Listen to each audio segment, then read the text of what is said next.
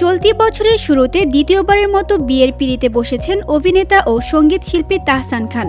অভিনেত্রী মিথিলার সঙ্গে বিচ্ছেদের কয়েক বছর পর তার জীবনে আবারও এসেছে ভালোবাসা। তাহসানের স্ত্রী রোজা আহমেদ পেশায় একজন মেকআপ আর্টিস্ট। বর্তমানে তিনি নিউ ইয়র্কে বসবাস করছেন এবং সামাজিক যোগাযোগ মাধ্যমেও সক্রিয়।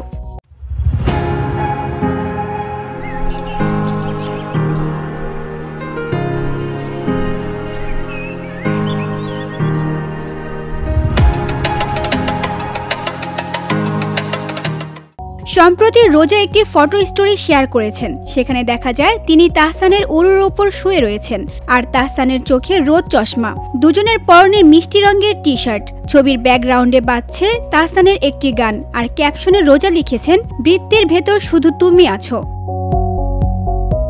তাহসান ও মিথিলা ২০০৬ সালের ৭ই আগস্ট বিয়ে করেছিলেন। তাদের কন্যা আইরা জন্ম নেন ২০১৩ সালের ৩০শে জুলাই। ২০১৭ সালে তাদের বিচ্ছেদ ঘোষণা করা হয়। মিথিলা ২০১৯ সালের ডিসেম্বরে সৃজিত মুখোপাধ্যায়ের সঙ্গে বিবাহ বন্ধনে আবদ্ধ হন। VOD Bangla news desk.